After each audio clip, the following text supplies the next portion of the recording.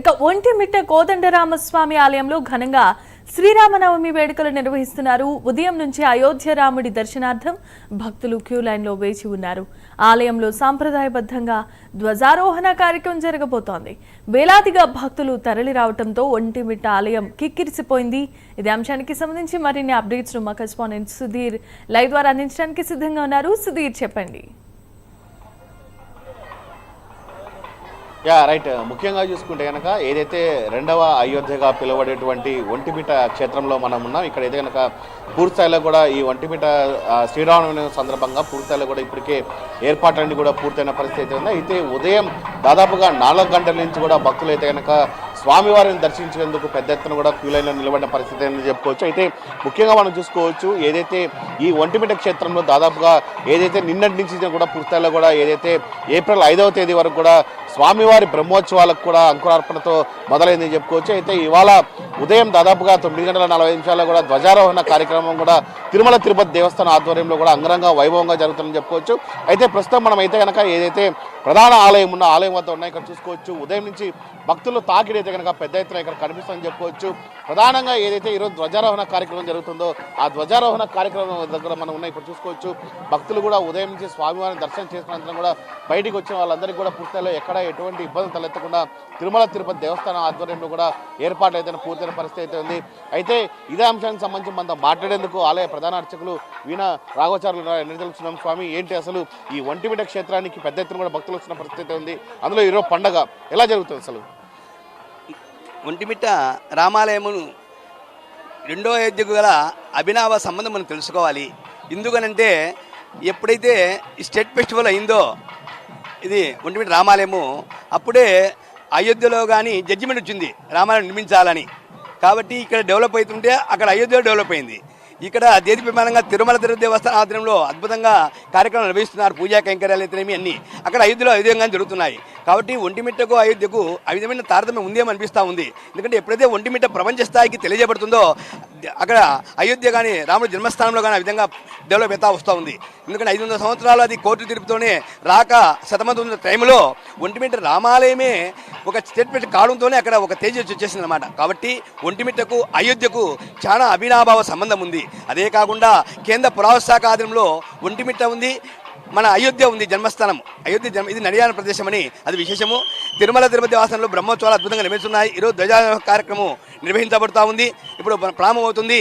దానికి తండోబద్ధంగా భక్తాందరూ విచ్చేశారు. High court, supreme court న్యాయమూర్తులు కానీ ఇప్పుడు దర్శనాలు చేస్తున్నాయి, వీఐపీ దర్శనాలు. ఈ విధంగా ఒంటిమిట్ట రామాలయాన్ని తిరుమల దేవస్థానం వారు అద్భుతంగా అన్నప్రసాదం అయితేనేమి, యాత్రకు వసందాం అయితేనేమి, ఎలక్ట్రిసిటీ డెకరేషన్ అయితేనేమి, బ్రాడ్కాస్టింగ్ అయితేనేమి, సెక్యూరిటీ విభాగం కానీ అద్భుతంగా పనిచేస్తున్నారు.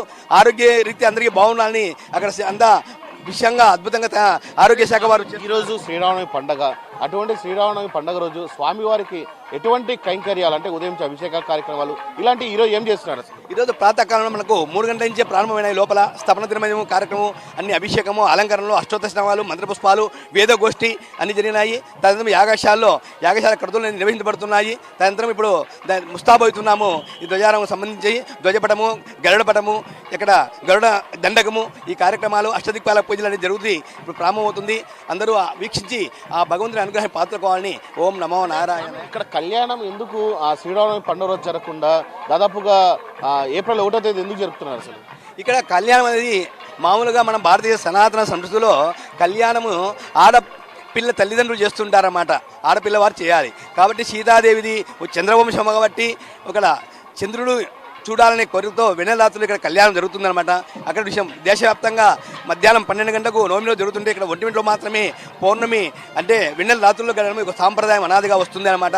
ఎందుకంటే చంద్రుని యొక్క కోరిక మీద రాములు ఒంటిమిట్లోనే కళ్యాణం వెన్నెల నిర్మిస్తానని చెప్పడం జరిగిందని పెద్దలు చెప్తూ ఉంటారు. అందులో చంద్రుడు వచ్చేసి మనసుకు ప్రతీక అని, అంటే వనమూలికలు ఇవన్నీ వెన్నెల ద్వారానే మనకు ఓషధులు వస్తాయన్నమాట. కాబట్టి మనసుకు ప్రతీక చంద్రుడని, ఆరోగ్యానికి ప్రతీక సూర్యభవనం కాబట్టి రాములారు సూర్యవంశం కాబట్టి ఇట్లా సూర్యవంశము చంద్రవంశం 2 మిగిలిన మనకు శారీరక ఆరోగ్యము మానసికం కలుగుతుంది. అట్లా వివాహం కానీ వివాహము, సంతానము అన్నీ వనుకూడతాయి. అటువంటి క్షేత్రం ఒంటిమిట్ట రామాలయము. To those who always remain of the dynamic meditation I bring full peace and security. Such a perfect king, faithful son, true husband, real friend, noble enemy like Srirama we cannot see anywhere in the world. Jagadguru Adishankaracharya వారు Keertipuram దర్శించారు, రామానుజాలు దర్శించారు, ISKCON ప్రభు దర్శించారు, ఇమాంబేగ్, బౌనాసి, మాలవబన్న, సమర్థ మహారాజు ఇట్లా ఎంతోమంది దర్శించారు. ఇది జ్ఞానక్షేత్రం అని కుల మతాలకు అతీతంగా హిందువులు, ముస్లిమ్స్, క్రిస్టియన్లు, సిక్కులు, బౌద్ధులు అందరూ వస్తుంటారు. హౌ టు గెయిన్ నాలెడ్జ్ అని a bee collect drops of honey from different flower that makes real students seeking knowledge approach great people learn from each event not only for just persons but also ఈ mother nature so many lesson at every moment that becomes a models కలుని. చరితం రఘునాథస్య శతకోటి ప్రవిస్తరం ఏకైకమక్షరం ప్రోక్తం మహాపాతకనాశనం. ఓం నమో నారాయణ. ఇది మొత్తంగా చూసుకుంటే కనుక దాదాపుగా ఏదైతే ఒంటిమిట శ్రీరామనవమి పండుగ రోజు పూర్తిస్థాయిలో కూడా ఏదైతే లోపల స్వామివారికి కూడా పూర్తిస్థాయిలో కూడా ఉదయం నుంచి అభిషేకాలు అలాగే పూజా కార్యక్రమాలు కూడా నిర్వహిస్తున్న పరిస్థితి ఉంది. అయితే ముఖ్యంగా మనం చూసుకోవాల్సింది ఏంటంటే ఒంటిమిట క్షేత్రంలో దాదాపుగా ఇక్కడ స్వామివారు అలాగే అమ్మవారు లక్ష్మణుడు మాత్రమే ఉంటారు. అంటే ఏకశిలా నగరం అని అంటారు. అంటే ఒకే శిల పైన కూడా వీళ్ళు ముగ్గురు ఉంటారు. ఇక్కడ హనుమంతుడు ఉండదనేది పూర్తిస్థాయిలో కూడా భారతదేశంలో ఎక్కడా లేని ఆలయంగా కూడా ఒంటిమిటకైతే కనుక పూర్తిస్థాయిలో ఒక ప్రసిద్ధిగా పేరు పొందిన పరిస్థితి ఇక్కడ ఉందని చెప్పుకోవచ్చు. ఏదేమైనా సరే మరికొద్ది క్షణాలు అయితే కనుక పూర్తిస్థాయిలో బ్రహ్మోత్సవాల భాగంగా కూడా మరికొద్ది క్షణాలు కూడా ధ్వజారోహణ కార్యక్రమం అయితే కనుక అంగరంగ వైభవంగా ఇక్కడ ప్రారంభం కానుంది. Jemimah. Right, thanks for the update Sudheer.